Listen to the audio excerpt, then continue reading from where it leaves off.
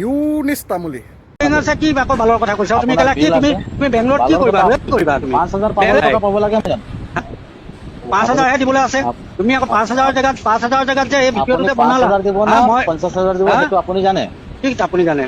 আপোনাৰ মেছেজ আছে তুমি ক'লা কেনেকুৱা বিজনেছমেন আপোনাৰ সকলো আছে মোৰ হাতত মেছেজ আছে ৰেকৰ্ডিং আছে কি আকৌ বালৰ কথা কৈছা তুমি ক'লা কি তুমি বেংগলত কি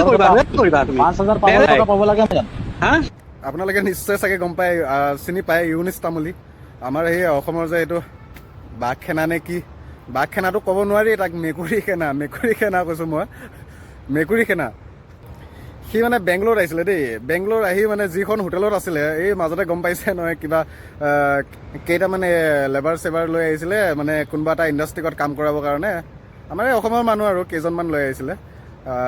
কোনোবা এটা ইণ্ডাষ্ট্ৰিকত কাম কৰাবৰ কাৰণে